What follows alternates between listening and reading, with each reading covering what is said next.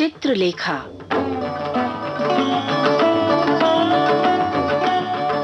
हिंदी कथा जगत के गौरव भगवती चरण वर्मा का अविस्मरणीय उपन्यास चित्रलेखा।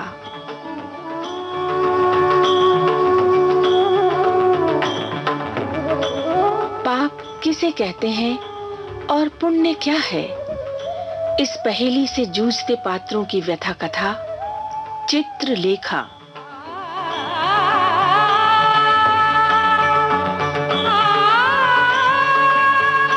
अब तक हम चित्रलेखा के चंचल मानस का परिचय पा चुके हैं। जीवन में वो कई बार आकर्षण के तीरों से बिंधी है।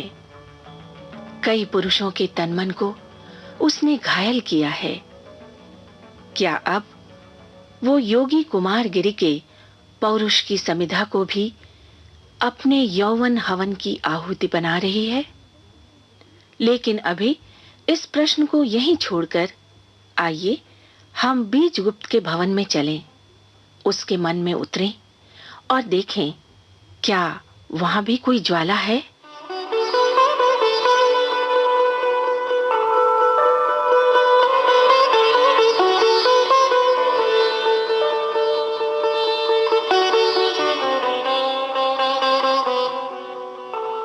बीजगुप्त ने मृत्युंजय का अकारण ही अपमान किया था, उसने यह अनुभव किया। दूसरे दिन प्रातःकाल जब श्वेतांक बीजगुप्त के पास आया, बीजगुप्त ने कहा, मृत्युंजय के भोज में मैंने संभवतः कुछ अनुचित बात कह दी थी, परंतु मैं अभी तक नहीं समझ पा रहा कि मैंने क्या अनुचित कहा।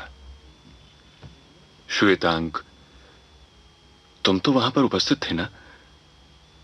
तुम्हें ये सब बातें स्मरण होंगी। स्वामी ने जो कुछ कहा वो उचित ही कहा। रही अपमान करने की बात, वह मैं भी इतना समझता हूं कि बातें इतनी खुलकर हुई। क्या आर्यश्रेष्ठ को अपने को अपमानित समझना असंभव बात नहीं है, पर उसकी चिंता ही क्या।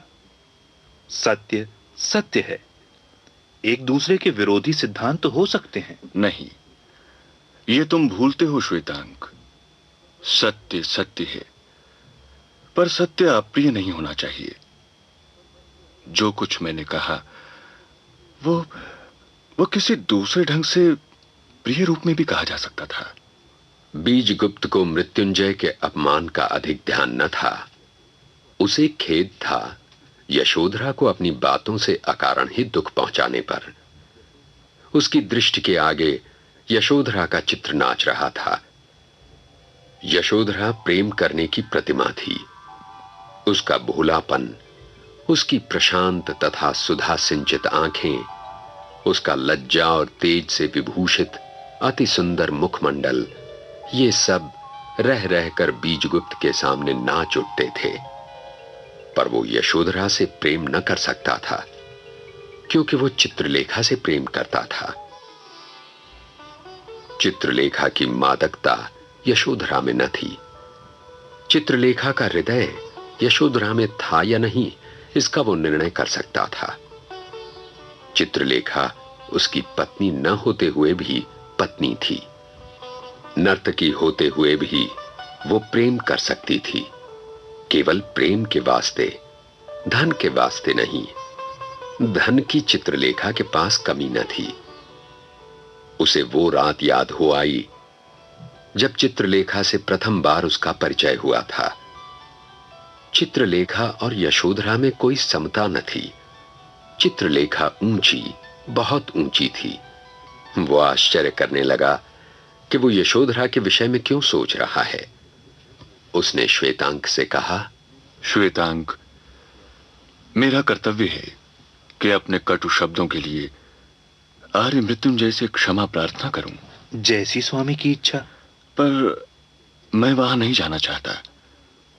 मैं एक पत्र देता हूं, उसे आर्य मृत्युंजय को दे देना। जैसी स्वामी की आज्ञा।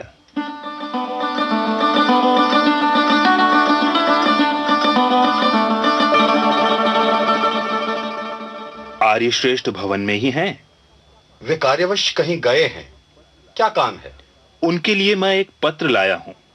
पत्र मुझे दे दीजिए, मैं उन्हें दे दूंगा। नहीं, ये पत्र मैं केवल उन्हीं को दे सकता हूं, या उनकी पुत्री यशोधरा को। प्रहरी ने यशोधरा को सूचना दी और उसने श्वेतांक को अतिथि भवन में जाकर बिठला दिया। थोड़ी देर बाद यशोधरा ने वहां प्रवेश किया। श्वेतांक उसके अभिवादन को उठ खड़ा हुआ। श्वेतांक को देखकर यशोधरा ने बैठते हुए कहा, कहिए, किस कारण आपने कष्ट उठाया है? सामंत बीजगुप्त ने आपके पिता के नाम एक पत्र दिया है। उसी के वाहक रूप में मैं देवी के सम्मुख उपस्थित हूं।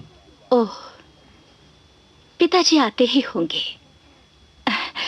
आपको संभवतः अभी प्रतीक्षा में कुछ कष्ट होगा। पाटलिपुत्र की सर्वश्रेष्ठ सुंदरी की उपस्थिति में किसे कष्ट हो सकता है?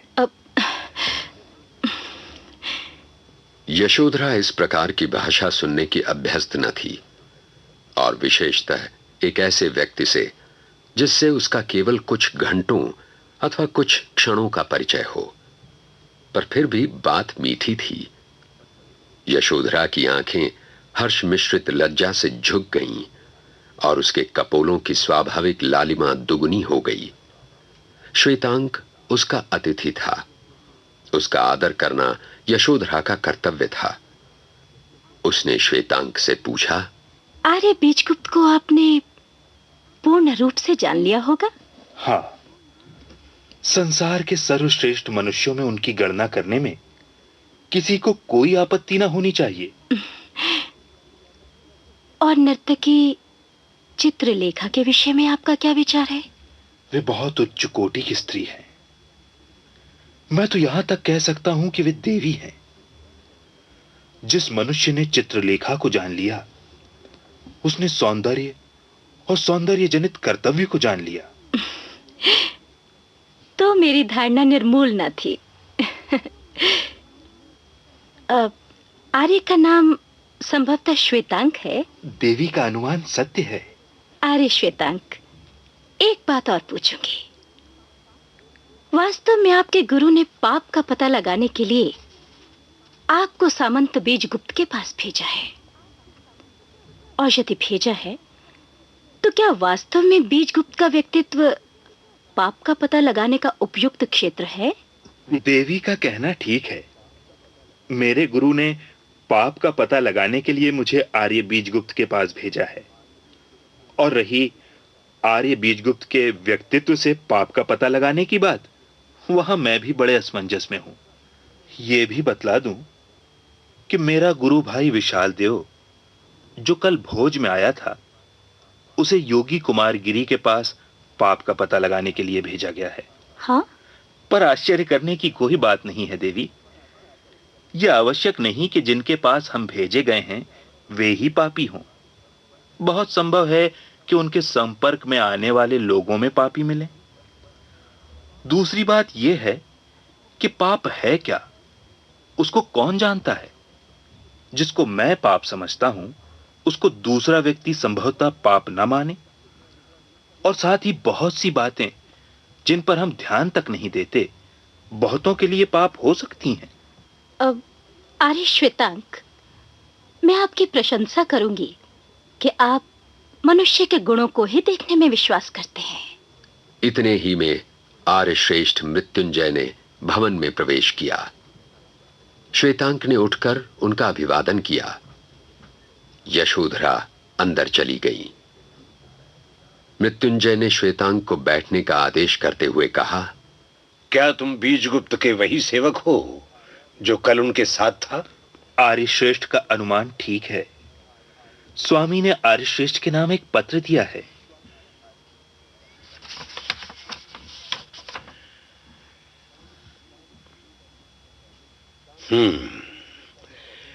सामंत बीजगुप्त से कह देना कि उनके क्षमा याचना करने की कोई आवश्यकता नहीं थी, और उनकी ओर मेरी धारणा वैसी ही निर्मल तथा स्वच्छ है जैसी पहले थी।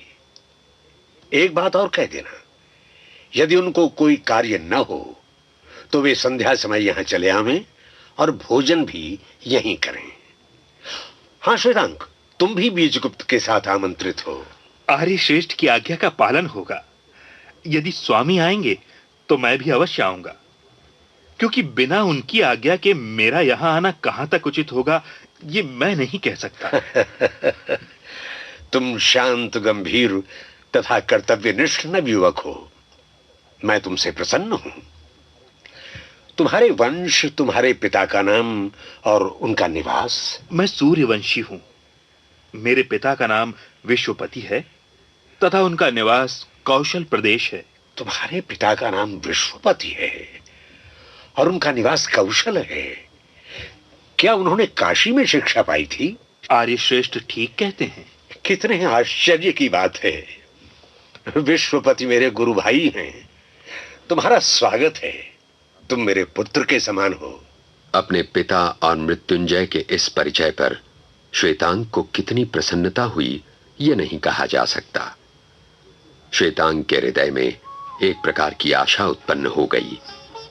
वो सोचने लगा, क्या यशोधरा का मेरे साथ विवाह हो पाना संभव है?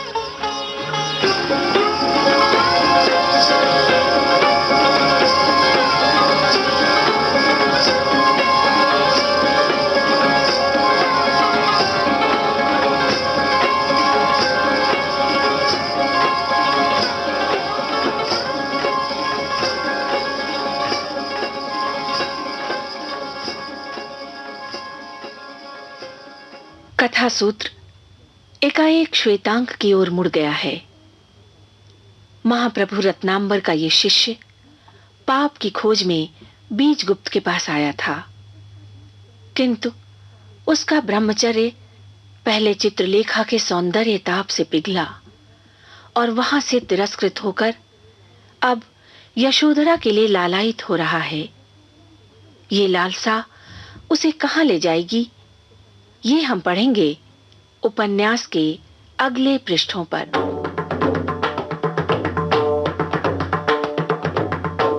आज की कड़ी में विचलित ब्रह्मचारी श्वेतांग बने अमरकांत और यशोधरा सुलक्षणा खत्री।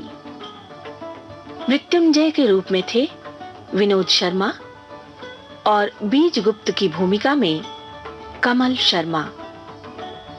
उपन्यास के सूत्रधार हरीश भीमाणी।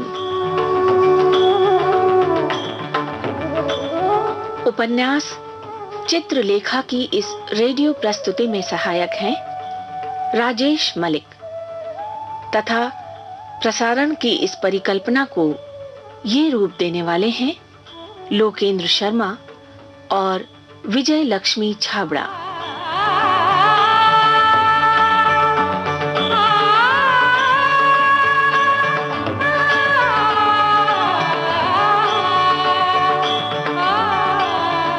अब शीला शुक्ल अगली कड़ी में उपस्थित होगी।